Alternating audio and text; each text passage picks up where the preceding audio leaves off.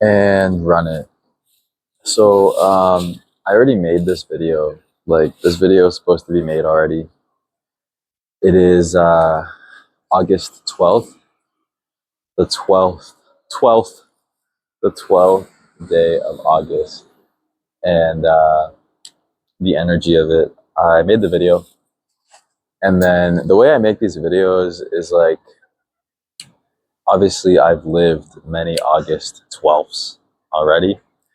I can like understand the energy of the 12th day of any month because I've lived the 12th day of many months. And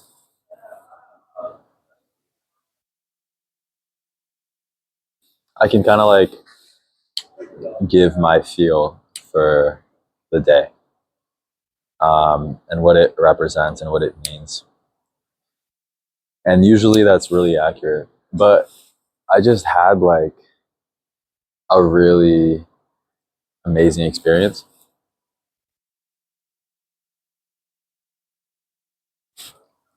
And it changed what 812 energy means to me.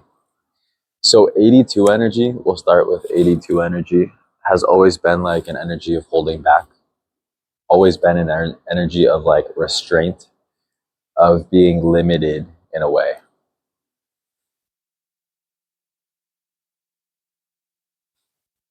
And then I started associating 82 energy with the reversal of 28 energy. 28 energy would be like receiving, therefore 82 energy would be like representative of giving, right? And when you give, you have to hold back in a way, from giving to yourself. Holding back would be like, so the 8th letter of the alphabet is H. The first letter in holding is H. And then back, the first letter in back is 2. The second letter in the alphabet is B. So holding back has literal 82 energy. That would be the numerical value of that.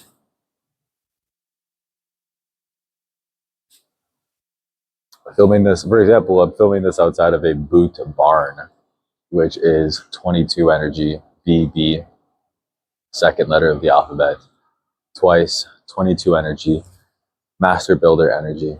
So 82 has always been like a number of restraint for me, of holding back. I grew up for a large part of my life in a house that was numbered 82. And 8 and 2 is 10.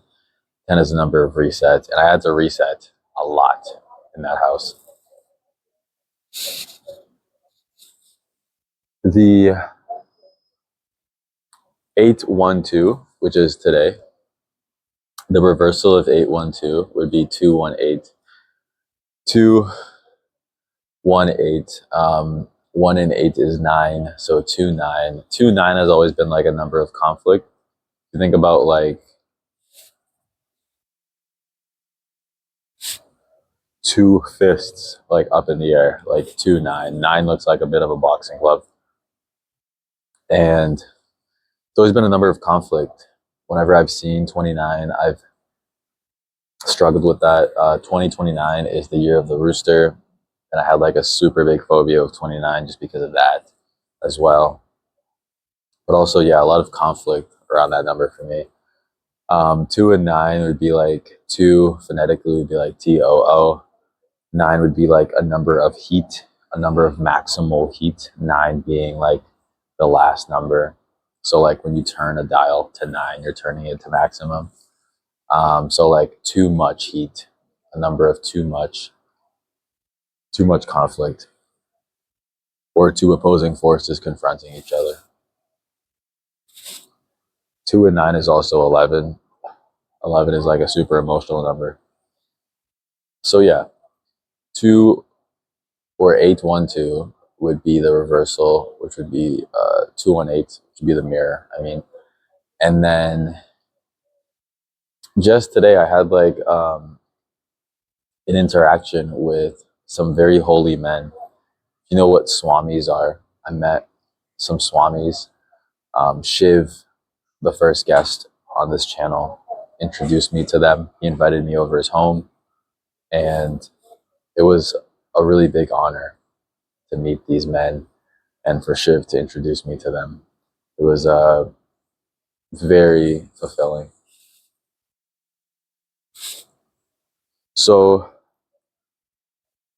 I realized after I left that I had this new found understanding for 812 energy. You think about the number one in between 8 and 2. One would be like a sort of divider, a separation, like in a way like a wall, a barrier between the 8 and the 2. 8 would be like representative of like karma. 2 would be like representative of like balance. So 82 would be like karmic balance.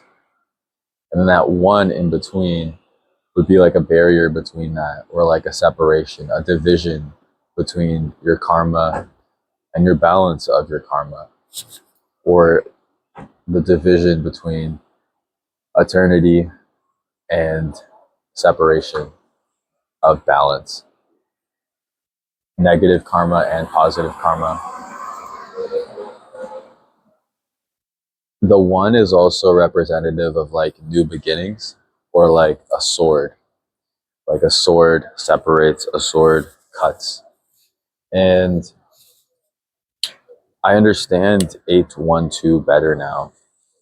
I understand it as like a new karmic balance being formed. 812 would be representative of a new karmic balance being created, being given life. And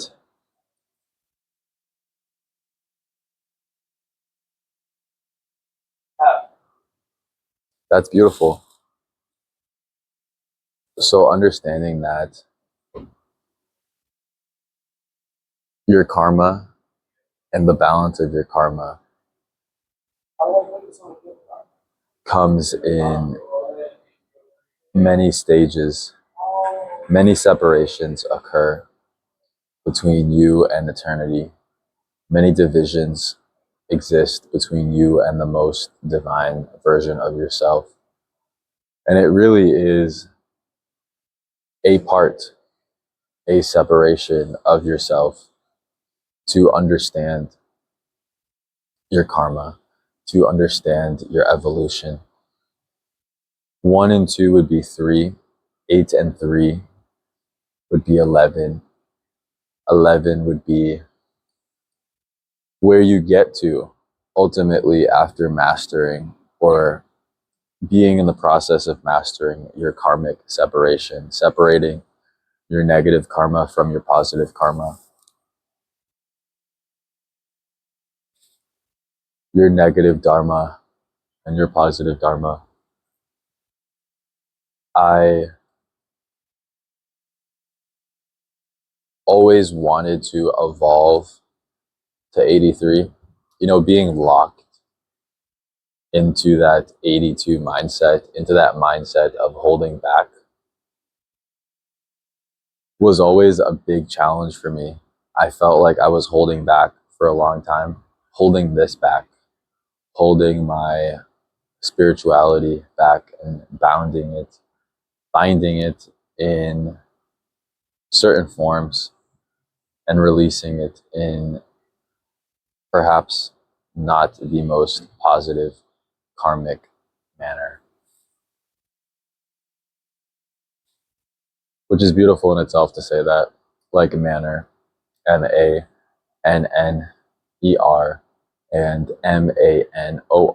like a manor, like a house. Not releasing it in the most karmic house, the most positive way. And today has been a day of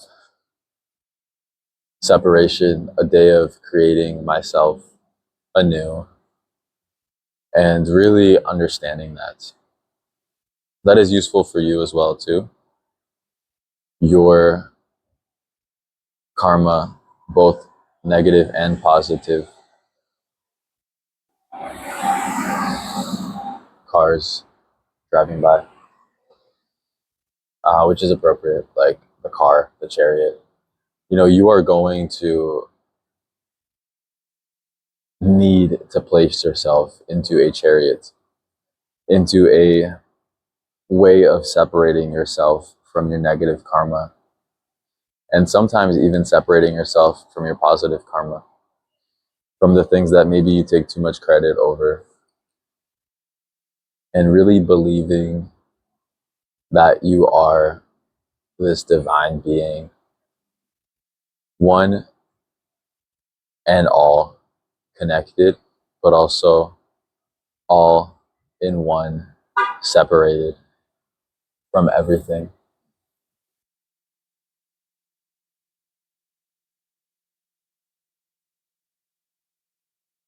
In that way,